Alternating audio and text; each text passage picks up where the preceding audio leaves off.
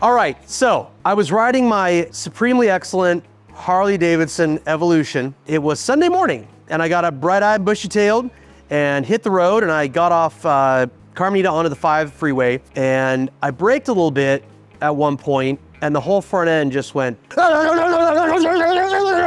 I really kind of got freaked out there and pulled off the freeway, not knowing what the fuck was going on. I've never felt that before on a motorcycle. Got off and, you know, I had to slow down obviously, so I was just engine braking to kind of bring myself down to first. And I used the rear brake and it was smooth. I'm like, okay. Everything I felt was like all front end. It felt like it was the front end. I took off again and I hit the front brake a little bit and it was like, like, cause I wasn't going fast.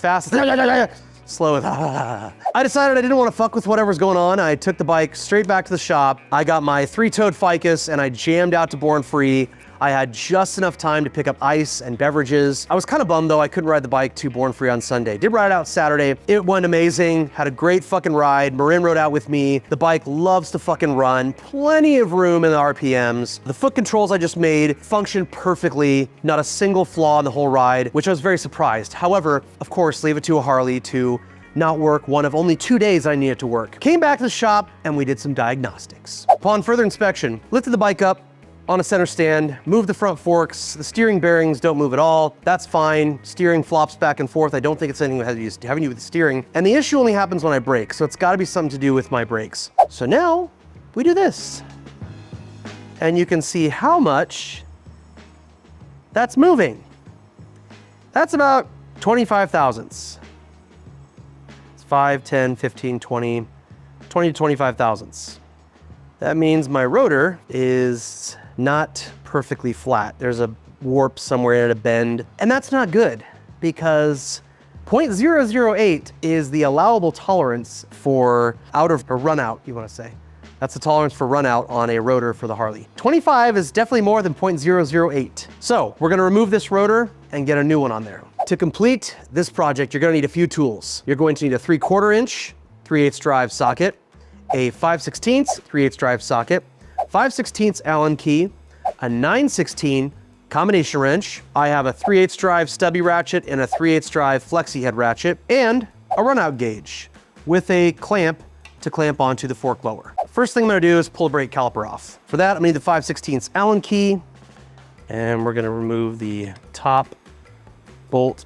Now, yes, you can use a Allen socket if you want. I just grabbed this because it was handy. There we go. And the lower pin. Yes, it's called a pin. The top one's called a bolt. Pin comes out. There we go. There's your pin.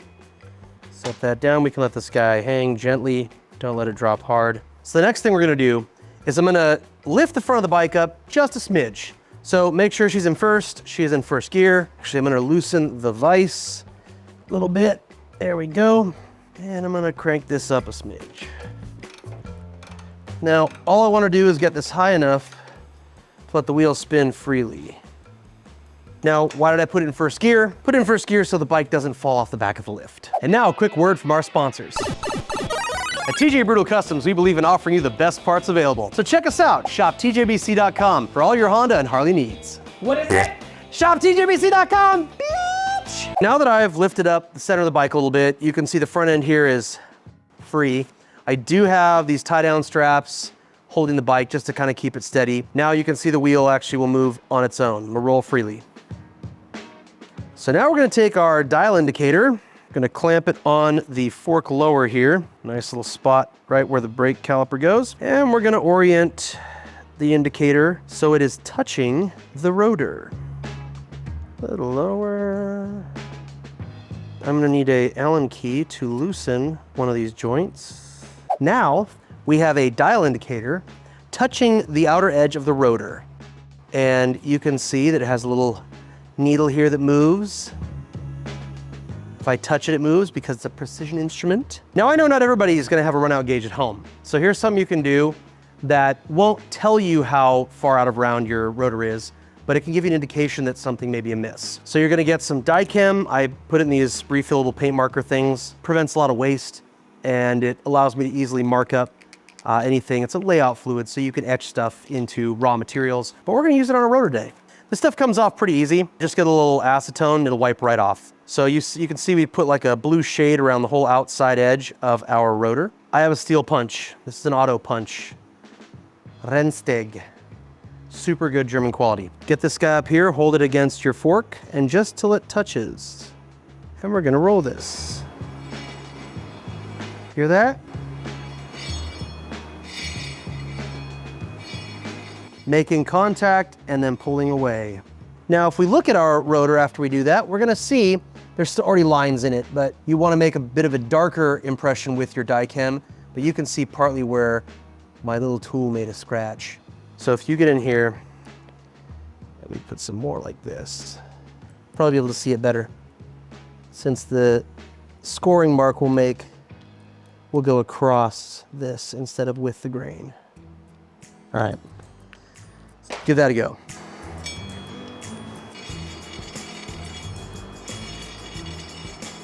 Barely perceptible, barely. It's hard to even see. There's a little bit of the scratch. There's a little bit of the scratch. So the audio is what you're looking for. You can hear that,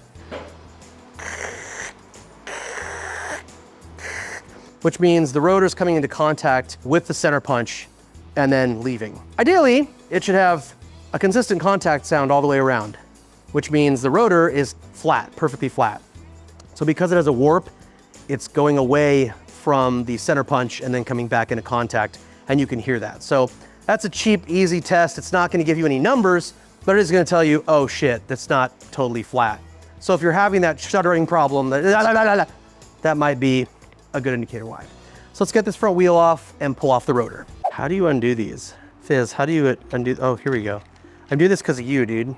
Covered in your lint. This is the fun of movie magic, lint rolling. All right, am I lint free? Am I lint free? Don't touch me, I'll get covered in dog fur again. Lintulous.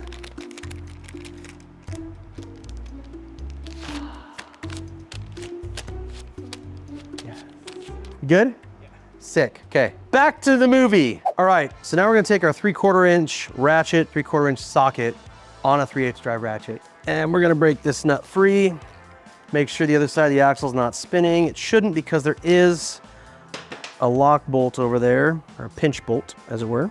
We'll take this off. We have a split washer and another washer in there, which will come out when the axle comes out. Gonna go over to our other side here. 9/16 ratchet and 5/16 Allen. Gonna remove the bolt, actually just loosen it. I'm not gonna remove the damn thing. And that's all, you just wanna make sure it's loose. Now, we can pull this axle out. I use the Allen key as a T-handle of sorts. Now, when this side of the wheel comes out, there's gonna be two little spacers here, so we're gonna make sure that they don't fall underneath the closest bench. There's one.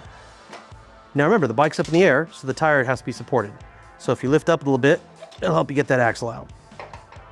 Now we got one spacer on this side. Other spacer fell out on this side. We'll save that guy. The tire is free. The wheel is free. Jesus Christ. The wheel is free. Let's go over the bench. Whee! So now we've taken our wheel off, and I've put a little microfiber cloth under there just to protect the hub, because I don't want to damage that in any way. To show you guys the die chem, how easy it comes off, the acetone. Boop. Gone. So now we're gonna get these 1/2 inch bolts off this wheel. Take our 1/2 inch socket. Got my stubby 3/8 drive on my 1/2 inch socket, and I'm gonna back all these little bolts out. And there's a little washer underneath. I take this rag I used earlier, and I'm gonna put my bolts on that. There we go. There are traces of Loctite on here. Interesting. You can unscrew many things in life, but you can't unscrew your exes. And the holes in this are disgustingly gummy. So we may actually run a tap through the hub's threads just to clean it out. Spray a little compressed air in there, get any debris out, because natural Loctite is not what we want. Cross-threading is not real Loctite. There's our rotor, our shitty warped rotor. Fantastic. Yeah, this is a flat table. I can push on one side of this and it was making noise. All right, so now I've got some more acetone on a little paper towel here. Little shop rag. I'm just gonna wipe this off to get any schmoo off the scene. We don't like schmoo. I think we've gone over this before. Have a little spacer here. If you start taking your bike apart and you're really not good with remembering where things go, or you're not super mechanically minded, I like to take pictures of my progress. So once I take the rotor off, or before I even take the rotor off, take a picture.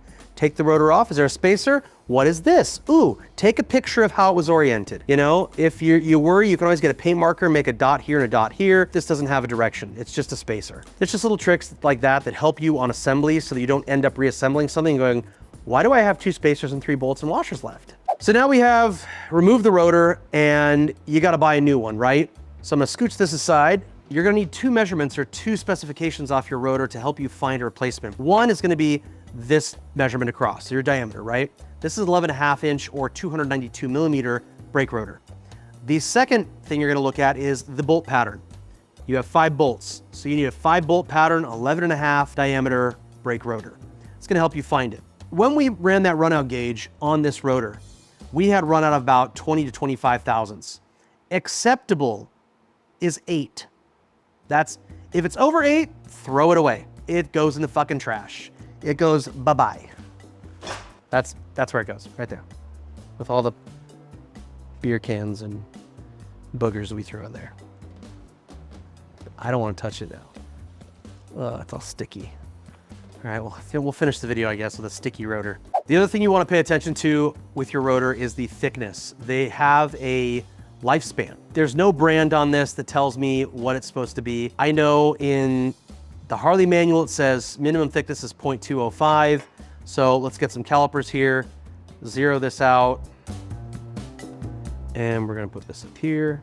And we are at 0.19, 1945 about. Wow. So this is definitely beyond the minimum thickness for this disc. I don't know if it's a Harley disc. I know the Harley discs are minimum thickness is 0.205. So 0.19 is not acceptable. Now that we have some dimensions off of our rotor, we're gonna go ahead and order a new rotor and some new brake pads while we're at it, because as I was coming back to the shop on Sunday morning, that ill-fated Sunday morning, I heard some grinding and squeaking, and I don't know if the pads got glazed or not. So I'm just gonna go ahead and spring for a new set of pads. They're not expensive, and you know, the things that you really don't want to go cheap on a bike is tires, chain, and brakes.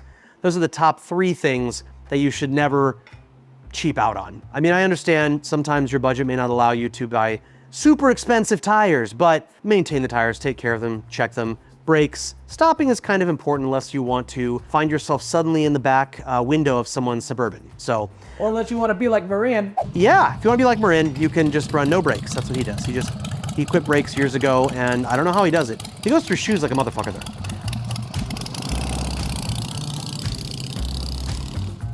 So we're gonna order these. If you guys like this video, make sure, you know the drill, like and subscribe, motherfucker. And stay tuned for part 2 because you're an idiot.